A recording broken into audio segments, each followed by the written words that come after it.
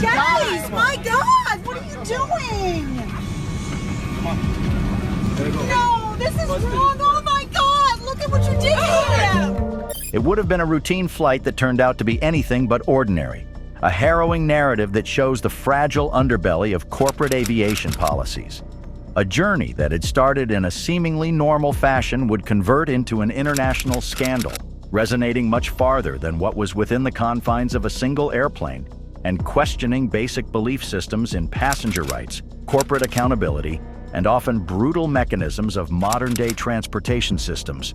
More than just the skirmish of one airline versus a passenger, this was one such juncture at which the systemic failures would stand naked industry founded on mathematical probabilities and corporate efficiencies. The viral videos of the bloodied passenger being yanked out would become an internationally cogent symbol of institutional apathy, sparking conversations around power, dignity, and commodification of the human being in late-stage capitalism. And over 50 million annual passengers.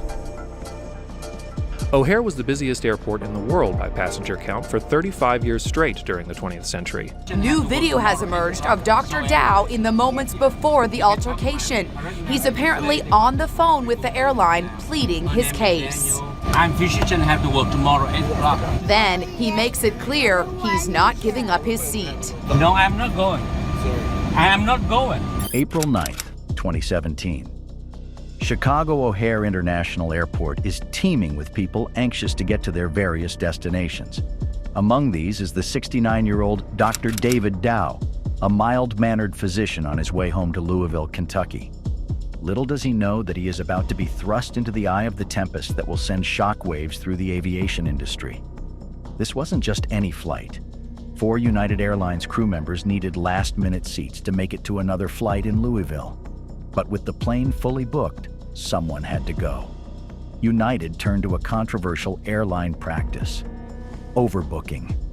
Little did they know, this would lead to their biggest PR nightmare. So here's the thing. This is according to the U.S. Department of Transportation. When a flight is overbooked, airlines first have to ask for volunteers to give up their seats. You've been, right, waiting for your flights, and then all of a sudden, over the loudspeaker, they say anyone who wants to volunteer, and they try to entice you with some sort of voucher or ticket. Overbooking isn't new. Airlines sell more tickets than they have seats, banking on no-shows. It's a high-stakes gamble that usually pays off. But when the odds fail, passengers become collateral damage. If the flight is too full, airlines try to convince passengers to give up their seats by offering compensation. But what happens when no one takes the bait? On Flight 3411, United offered $400, then $800 in travel vouchers. Still, no takers.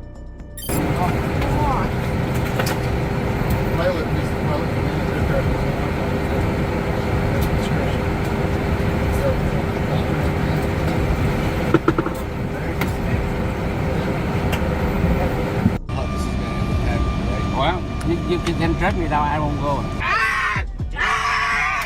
Shortly after that came the video we've all seen. Dow bloodied when officers dragged him away, his head apparently smashing into an armrest, and his attorney says he has significant injuries from that. He did, in fact, suffer a significant concussion. When no one volunteered, United resorted to its last option: involuntary removal. 4 passengers were randomly selected to leave the plane. But was it really random? One of the unlucky 4 was Dr. David Dow. A physician with patients to see the next morning, he refused to leave. That refusal would ignite a firestorm.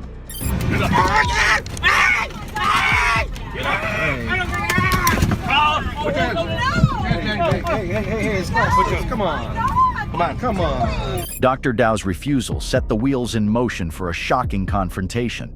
United staff called in the Chicago Department of Aviation Police. 3 officers boarded the plane, and within moments, the situation spiraled out of control. Witnesses described the scene as horrifying. Dr. Dow was grabbed, slammed into an armrest, and knocked unconscious. His limp body was dragged down the aisle like a criminal, leaving a trail of blood and outrage. I have to go home. I have to go home. I have to go home. I have to go home. But the nightmare didn't end there. Bleeding and in a daze, Dr. Dow somehow made it back on board and repeatedly shouted, "I have to go home."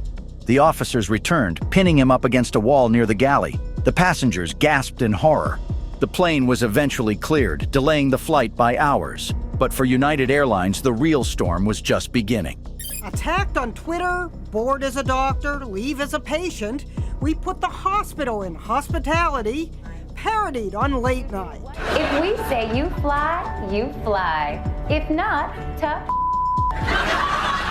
Look at what you did to him! Give us a problem and we'll drag your ass off the plane. This movie clip from Airplane has taken off. Everything's... The word of the week is reaccommodate, as in we can reaccommodate you the easy way or the hard way. Getting ready to fly involves bubble wrap for man and man's best friend. The captain has turned on the no passenger sign. Within hours, videos of the incident were flooding social media. The world watched in horror as the footage went viral. Twitter, Facebook, and YouTube were ablaze with hashtags like Boycott United and Fly the Friendly Skies. Public outrage was swift. Late-night comedians roasted the airline. Even United's iconic slogan became a joke. Fly the Friendly Skies was now Fly the Violent Skies. Two most popular social networking sites, hundreds of thousands of angry comments started flooding in. Most of them pointed to the man's race as the reason for him to be treated the way he was. The man in question has been identified as 69-year-old David Dow, a Vietnamese-American medical doctor from Elizabethtown, Kentucky, and a father of 5. Some Chinese netizens also questioned why, out of so many passengers, an Asian couple were chosen to give up their seats to make way for flight staff. A petition has circulated on WeChat calling for passengers to boycott United Airlines, which flies to several destinations in China. Another petition with more than 60,000 signatures has been sent to the White House, demanding a federal investigation into the matter. Netizens have also reacted angrily to United Airlines CEO Oscar Munoz, who has been pilloried for his response to the matter. In an email to employees, he defended his airline's actions, saying the passenger had been disruptive and belligerent by refusing to leave the plane. The backlash wasn't limited to the U.S. In China, the video went viral on platforms like Weibo, where people were outraged by the treatment of a senior citizen and doctor, figures deeply respected in Asian cultures. Others believed that Dr. Dow was a victim of racial profiling, pouring more fuel on a fire that was already ablaze. It's not so much what I thought, it's what I felt. Probably the word ashamed comes to mind. You know, as I think about our business and our people, the first thing I think is important to say is to apologize to Dr. Dow, his family, the passengers on that flight, our customers, our employees.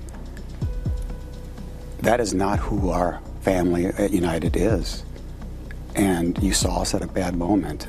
And this will never happen again on a United Airlines flight. That's my premise and that's my promise. Why not communicate that shame, as you call it initially? In your initial apology, in your initial statement, you apologized for reaccommodating passengers. And in your internal notes to your employees, you talked about a belligerent and disruptive passenger. United Airlines' initial response only made things worse. CEO Oscar Munoz called the incident a necessary reaccommodation and described Dr. Dow as belligerent. Instead of an apology, the airline doubled down, defending their actions. But as the outrage grew, United backtracked. Days later, Munoz admitted the incident was horrific and promised changes. By then, the damage was done. A settlement has been reached between United Airlines and Dr. David Dow, the passenger who was forcibly removed from a flight nearly 3 weeks ago. Dow's lawyers say he lost 2 front teeth, suffered a broken nose, and a concussion in the ordeal. Under the terms of the agreement, the settlement will remain undisclosed. The settlement announcement comes just after Lester Holt, anchor of NBC Nightly News, sat down and spoke with United CEO Oscar Munoz. Lester joins me now. Lester, Munoz called the incident a system failure. What else did he tell you? You know, he told me that it was a system failure in as much as they dealt with this sort of thing before, where a plane is overbooked, they needed to get passengers off the airplane, they'd even call law enforcement, and it worked. It didn't work this time, and they're realizing because they never provided the tools to think outside the box, if you will. So they've announced in a new report a series of changes, teams that will offer creative solutions. People will be trained differently in how to deal with certain crises. But essentially, he says everything they had practiced before didn't work because of outdated rules. There's more of what he said. United scrambled to repair its image, offering policy changes to prevent future incidents. Compensation for bumped passengers was increased to $10,000, and a promise was made to avoid law enforcement in overbooking disputes. Meanwhile, Dr. Dow filed a lawsuit. United settled out of court for what was reported to be millions. Though the terms are not disclosed, the settlement was chump change for United to settle all the remaining lawsuits. Have you ever experienced being bumped? I'm talking about buying a plane ticket, packing your bags, getting to the airport, and then finding out that the airline have deliberately overbooked your flight and you no longer have a seat. Most of us hate when this happens, so why do airlines continue to do it? Dr. Dow's case was just the tip of the iceberg. The incident exposed deeper problems within the airline industry, from overbooking practices to the unchecked power of aviation security. United wasn't alone in its controversial practices. The Big Four airlines, American, Delta, Southwest, and United, control 80% of U.S. domestic traffic, leaving passengers with few alternatives. Yeah, in the immediate aftermath of the man being dragged off the plane, United handled the resulting furor very poorly. Their initial apology was very insufficient. Customers were outraged. There's protests. People in China were very outraged, thinking that this may be a racist incident, and the stock price dropped sharply. It took the company a day and a half to realize that they needed a better response, and finally, on Tuesday afternoon, they came back with a much more full apology, launched an investigation, and at that point, the stock price started to stabilize. So they're finally starting to say the right things, but the way they handled it from the very beginning was very poor. Despite the outrage, United's stock barely flinched. The airline's dominance in key markets, like Chicago, shields it from major fallout. With over 500 daily flights from O'Hare alone, United remains an aviation giant. As long as low ticket prices remain a priority, passengers may have little choice but to fly with mega carriers like United. But at what cost?